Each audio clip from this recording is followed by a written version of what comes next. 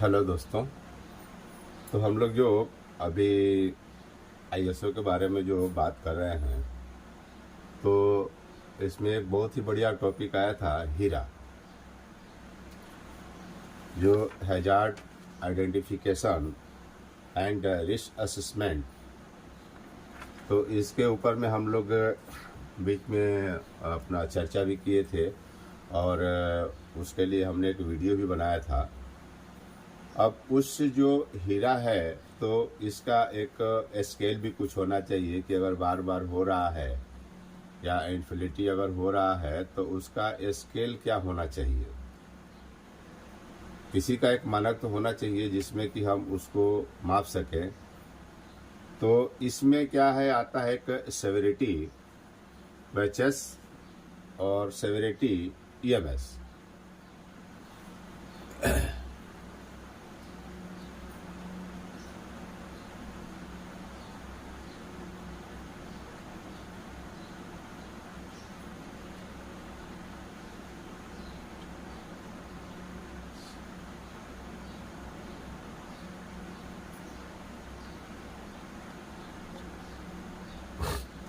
ये हमारा सेवेरिटी है। ये इसमें क्या है, एक ओएचएस आता है, ओएचएस, और दूसरा आता है ईएमएस।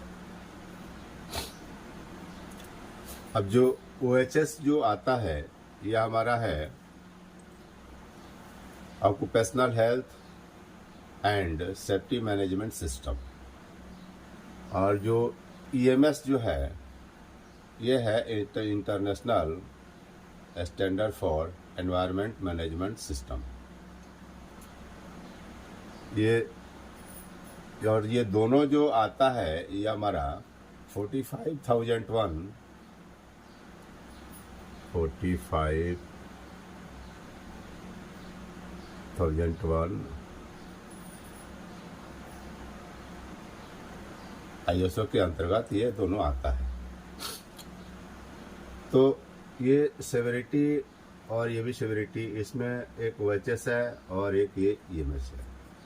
अब इसका लेवल क्या होना चाहिए सेवेरिटी का, अगर हम मापते हैं तो इसके लिए क्या है, अगर मान लीजिए फर्टिलिटी हो गया, इसमें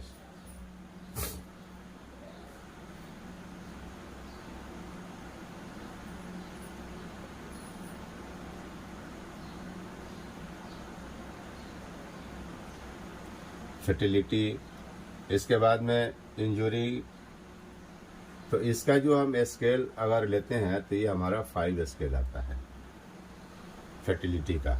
इसके साथ में इसी में आएगा injury leading to permanent disability. वैसे ही ईएमएस में आएगा permanent ecological damage.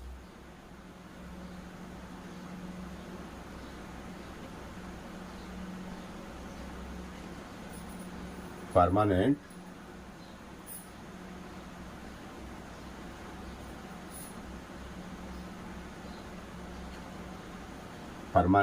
Ecological damage.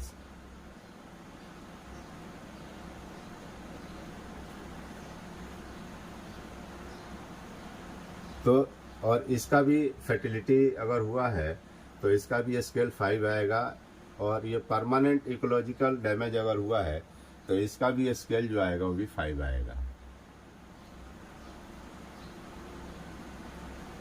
तो हमारा 45,000 के बारे में थोड़ी सी कुछ जानकारी हम लोग ले लेते हैं। ये है क्या, तो 45,000 एक अंतर्राष्ट्रीय मानक है जो व्यावसायिक स्वास्थ्य और सुरक्षा प्रबंधन प्रणाली के लिए आवश्यकताओं के निर्दिष्ट करता है। यह संगठनों को जोखिमों के प्रबंधन और प्रदर्शन में सुधार करने के लिए एक रूपरेखा तैयार करता है, क्योंकि बगैर किसी चीज़ का हम रूपरेखा तैयार किए हम आगे नहीं बढ़ सकते हैं। जब तक क्या है, रूपरेखा तैयार नहीं करेंगे, डॉक्यूमेंट नहीं बनेगा, तो हम उसको एक आगे बढ़ने के लिए हमारे को मुश्किल हो जाएगा। तो ये क्या है, 45,001 में ये नया आया है और इसमें क्या है, उसको लिया गया है। और ये बहुत ही इम्पोर्टेंट मैटर्स है आज के समय में, क्योंकि आज के समय में आदमी खाली काम पर ध्यान देता है या प्लांट का मशीनरी पर ध्यान देता है, ह्यूमन रिसोर्स को कोई ध्यान देता नहीं है, इन्वायरमेंट के बारे में कोई ध्यान नहीं देता है, लैंड के बारे में कोई ध्यान नहीं देता है, वाटर रिसोर्स के बारे में कोई ध्यान नहीं देता है। तो इसके लिए क्या है 45,000 एडॉप्ट हुआ है और ये सब चीज़ों के लिए एक मानक तैयार करता है, रूपरेखा तैयार करता है, जिसके ऊपर में हम आगे बढ़ सकते हैं। तो दूसरा इसमें जो सेवेरिटी की हम जो बात करते हैं, दूसरा क्या है, lost time injury 48 hours absence from the work, या दूसरा है डेंजरस ऑकरेंस फैक्ट्री रूल्स 115। तो इसका जो लेवल आएगा वो आएगा हमारा 4। लॉस्ट टाइम जो इंजुरी है,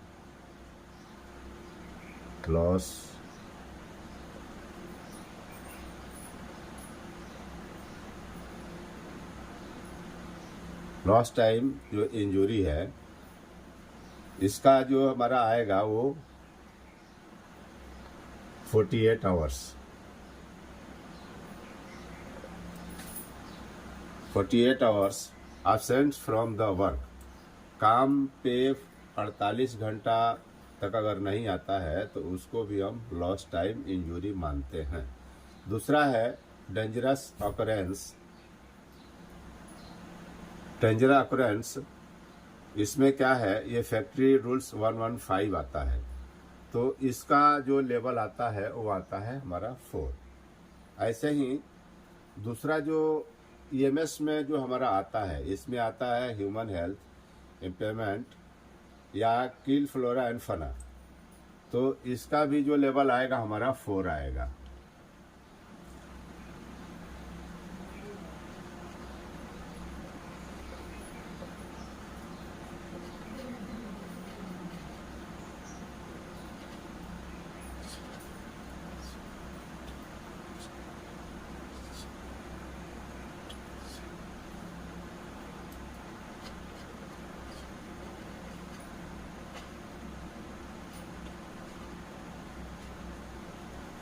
हेल्थ, इसमें आ गया ह्यूमन हेल्थ एंड इम्प्लीमेंट, तो इसका जो भी हमारा मानक जो आएगा, इसका भी हमारा 4 आएगा।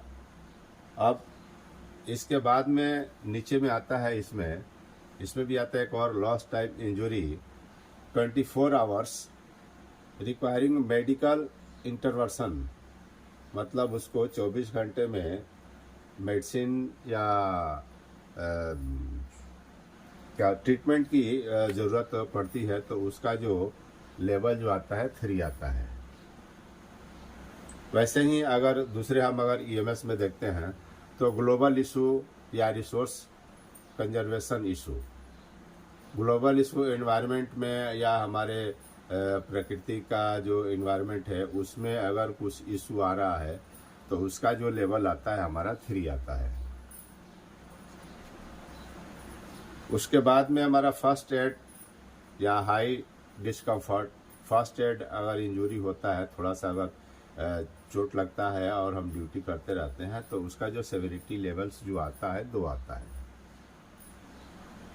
ठीक इसी तरह ईएमएस में जो है केस डिस्कम्फर्ट या केस नाइसेंस, इसका भी अगर हम लेवल लेते हैं तो वो आता है हमारा 2।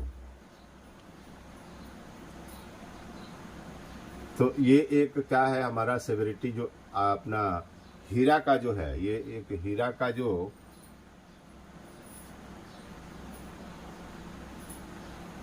ये हीरा के अंतर्गत ये आता है हमारा जो सेवेरिटी लेवल जो आता है, ये हीरा के अंतर्गत आता है। और हीरा जो है 45,001 ISO 45,001 के अंदर आता है। और ये हमारा ईएमएस जो है ये 14,001 के अंतर्गत आता है। तो ये क्या है, दोनों मानक हमारा अलग अलग हैं, लेकिन टोटल इसको अभी क्या है एक जगह समेट दिया गया है ISO 45,001 के अंतर्गत। Occupational health and safety management system के अंतर्गत अभी सभी को इसको समेट दिया गया है। तो ये हमारा हीरा के अंतर्गत जो आने वाले EMS और OHS थी, जिससे क्या है हमारा कुछ लेवल हम माप सकें कि बार बार अगर कोई चीज़ अगर हो रही है तो कुछ पैमाना होना चाहिए, तो उसको हम मापने के लिए सेवेरिटी OHS और सेवेरिटी EMS बनाया गया है। तो ये एक छोटी सी जानकारी रही दोस्तों, और बाकी हम मिलते हैं आप लोगों को अगली वाली जानकारी में, जहां आपको और भी हम कुछ जानकारी देंगे ताकि आपका जो फ्यूचर है और काम करने की जो शक्ति है वो आगे बढ़ सके दोस्तों। नमस्कार।